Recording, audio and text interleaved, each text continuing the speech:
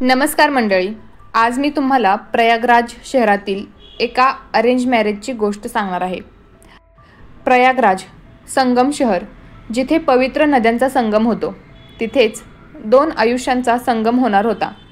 एका बाजूला कॅप्टन नावाचा तरुण, ज्याचं लग्न मोठ्या थाटामाटात ठरलं होतं। त्याच्या कुटुंबात आनंदाचं वातावरण देखील होतं। त्याला वाटलं होतं आयुष्याचा नवा अध्याय सुरू होत आहे, एका सुंदर स्वप्नाची सुरुवात होत आहे। दुसऱ्या बाजूला होती सितारा। हे लग्न दोन्ही कुटुंबांच्या संमतीने रीतिरिवाजानुसार ठरलं होतं। लग्न लागलं, मिरवणूक निघाली, पाहुण्यांच्या गर्दीने आणि बँड बाजाच्या आवाजाने संपूर्ण वातावरण गुंजून गेलं होतं। इथपर्यंत सर्व काही सामान्य वाटत होतं, पण मंडळी, नियतीच्या मनात काही वेगळंच होतं। लग्नानंतर पतीचं संपूर्ण आयुष्यच बदलणार आहे, हे त्याला माहीत नव्हतं। कॅप्टन मोठ्या उत्साहात आपल्या नववधूला म्हणजेच सिताराला घरी घेऊन आला। कुटुंबाने आपल्या सुनेचं मोठ्या थाटामाटात स्वागत केलं। सर्वांना वाटलं, आता हा संसार सुखाचा होईल, घरात लक्ष्मी आली आहे। पण दुसऱ्याच दिवशी अचानक सगळं बदलणार आहे याची कुणालाच कल्पना नव्हती। ती होती लग्नाची पहिली रात्र, मधुचंद्राची रात्र। कॅप्टन आपल्या स्वप्नांच्या दुनियेत रमलेला होता, पण त्या स्वप्नांना एका क्षणात भयान वास्तवाने धक्का दिला। सिताराने जो धक्का दिला तो त्याच्या आयुष्यातला सर्वात मोठा धक्का होता। जसा एखादा थरारक सिनेमा सुरू व्हावा तसंच काहीतरी घडलं। कॅप्टनने आपल्या पत्नीशी बोलण्याचा प्रयत्न केला असेल, जवळ जाण्याचा प्रयत्न केला असेल, पण सिताराने जे केलं ते ऐकून तुमचे डोळे विस्फारतील। तिने आपल्या नवऱ्याला, हो तिच्याच पतीला, चाकूचा धाक दाखवला। तिच्या डोळ्यात भीती नव्हती, तर एक क्रूर निर्धार होता। ती म्हणाली, जर मला स्पर्श केलास तर तुझे 35 तुकडे करेन। तिच्या आवाजात कोणतीही भीती नव्हती। आणि मग तिने जे वाक्य उच्चारलं ते कॅप्टनच्या मनात आयुष्यभरासाठी घर करून बसलं। ती म्हणाली, मी दुसऱ्या कोणाची तरी प्रॉपर्टी आहे। कॅप्टनला या धमकीने इतका धक्का बसला, इतका तो घाबरला की त्याला काहीच सुचेना। तो हनीमूनलाही गेला नाही। त्याला वाटलं कदाचित ती रागावली असेल किंवा काही गैरसमज झाला असेल। पण मंडळी, हा खेळ फक्त एकदाच झाला नाही।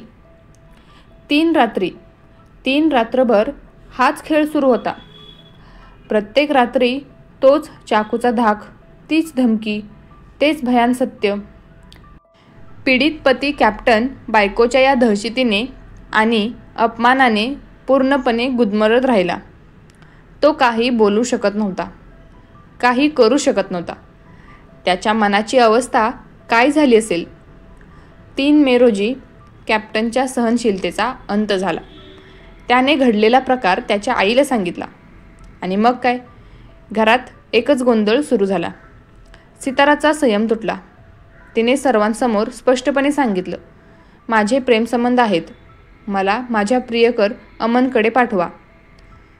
या घटनेने सगळं घर हादरलं आणि एका रात्री मध्यरात्री वधू सितारा घराच्या भिंतीवरून उडी मारून तिच्या प्रियकरासह पळून गेली। तिच्या पतीने, तिच्या सासरच्यांनी आणि गावातील लोकांनी पाहिलेल्या तिच्या स्वप्नांना तिने एका क्षणात तोडून टाकलं।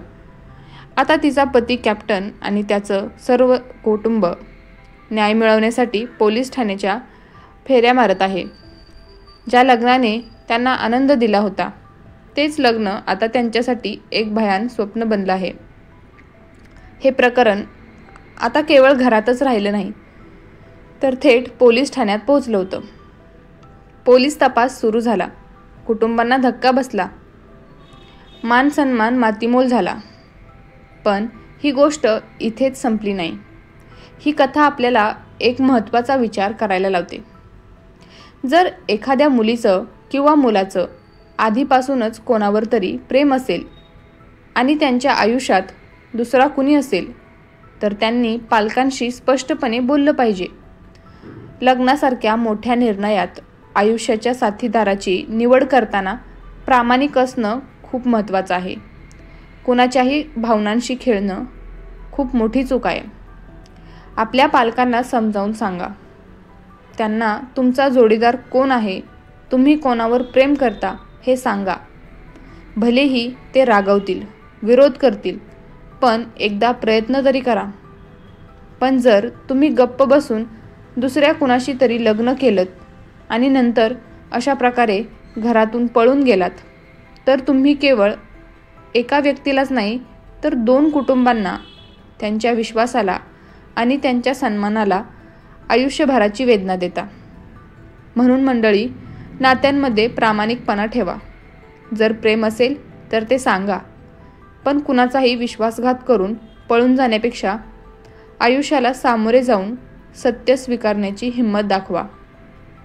कारण खोटेपणावर आधारित कोणतंही नातं कधीच टिकत नाही आणि ते केवळ दुःखच देतं. या घटनेबद्दल तुमचे विचार काय आहेत आम्हाला कमेंट्समध्ये नक्की कळवा. आणि ही स्टोरी तुम्हाला आवडली असेल तर व्हिडिओला लाईक करा आणि मराठी स्टोरी कॉर्नर चॅनलला सबस्क्राईब करा.